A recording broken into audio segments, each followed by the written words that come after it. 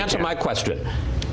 Can you name one case where a president has asked Congress for money, Congress has refused, and the president has then invoked national powers to get the money anyway? Well, this current situation... Just yes or no, sir? The current situation pertains specifically to the Military Construction Authority. I'm just asking, has there been a single case where Congress asked for money for military construction, Congress said no, and he then... The meaning of the statute, Chris, is clear on its own terms. If you don't like the statute, or members of Congress don't like the statute... Would you agree the answer is no? There hasn't been a single case like this.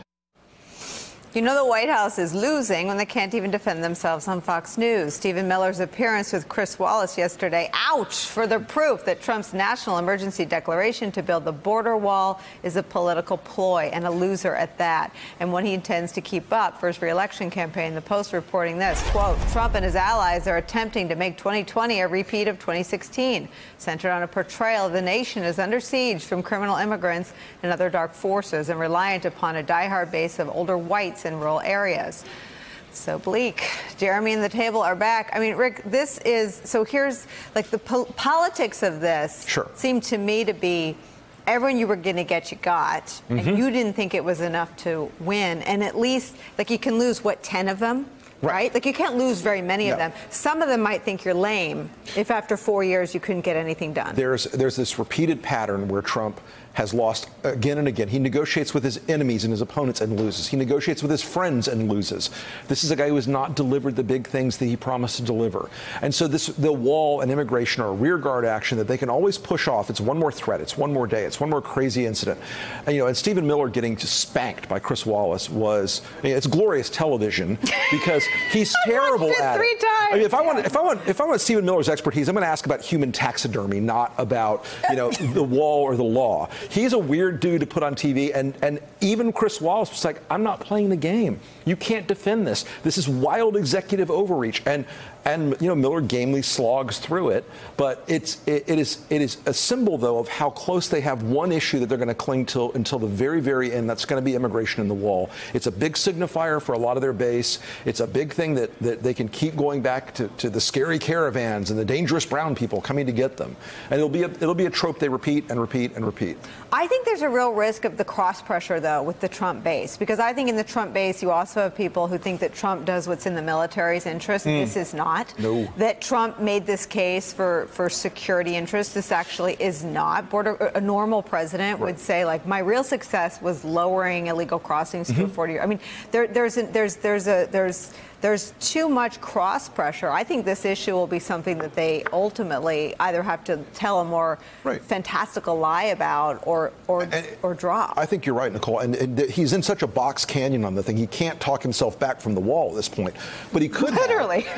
He could have said earlier on, we're going to do things to make immigration more legal and safe. Basically like flip the old Clinton script, safe, legal, and rare. Yeah. You could have done something like that in the beginning. But now he's shut the government down for 35 days, which hurt a lot of people that look a lot like Trump voters. The government officials that are being shut out, they're not sitting in offices with Persian carpets. They're like rank and file TSA guys.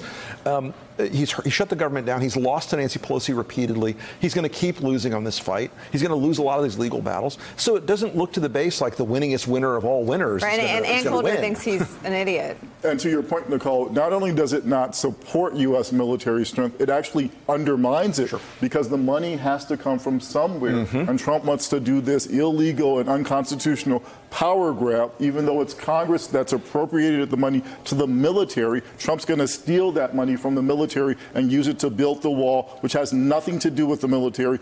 Again, that's another very strong legal challenge to this power grab. Jeremy Bash. Yeah, these are forward operating bases. These are hospitals for our troops. These are funds that are going to be used to help fight and win wars. And Humpty Trumpty is going to take it for his wall, and all the king's horses and all the king's men are not going to be able to put this whole thing back together again for him. I think what's so unbelievable, Nicole, is that he is so condescending to his own base because he thinks that they don't know the difference. He thinks somehow that they won't notice. Jeremy, because sorry, he lost. Yeah. Go. Well, and then finally, Nicole, just one final note, which is tomorrow you're going to see in the federal court litigation more than 40 national security professionals signing joint declarations explaining why, in a national security paradigm, this does not meet the test of a national security emergency, and why this action by the president actually undermines national security. Jeremy Bash, it seems like a big deal, a big news bomb you just dropped on us, and we're grateful, especially at 4:39. If anyone was thinking they could go to the gym, you can't. You're never safe when Jeremy's here. Tell me more about the 40 people who signed on. Democrats, Republicans, former national security appointees and career. Tell us about them. Former cabinet secretaries, former secretaries of defense, former secretaries of state, former officials who are charged with defending our country, people who have been both Republicans, Democrats, and also nonpartisan officials.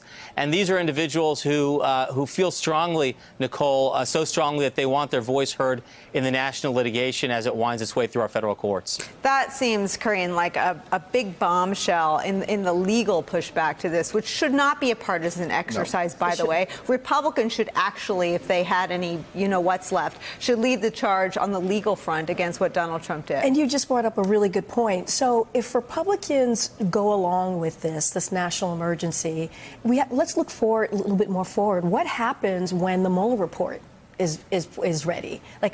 Are we going to see it, right? I think that's another scary part, too. If they're just going to sit back, and many Republicans said, no, Mitch McConnell was on record saying Donald Trump should not do this national emergency. And the day that they passed the legislation, he says, oh, yeah, Donald Trump's going to sign it. He's going to call for a national emergency, and I'm backing it. And so that's the concern. What happens with the Mueller report? What's going to go down once that's ready? Are Republicans going to continue to do what they're doing and sit back and just let Donald Trump take the keys of Congress?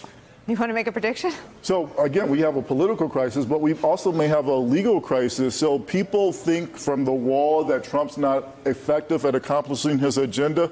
Make no mistake, he has transformed the federal court. So people know about Gorsuch and Kavanaugh, but when we look at the lower court judges who are going to be deciding this issue about the wall, he has packed the court with people who have his same extremist views about presidential power. And so when he did that riff Trump did at the White House about how we're going to lose in the Ninth Circuit, but we're going to win in the Supreme Court, he might actually win in the lower courts, again, based on his extremely effective transformation of the judiciary to a far right-wing court.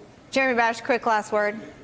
Well, I don't know if it's expansion of presidential power. I think it's defending a Republican president who appointed them. Because I bet you if it was a Democratic president, they'd be all about Article 1, the Congress. Yeah. Hey there, I'm Chris Hayes from MSNBC. Thanks for watching MSNBC on YouTube. If you want to keep up to date with the videos we're putting out, you can click subscribe just below me or click over on this list to see lots of other great videos.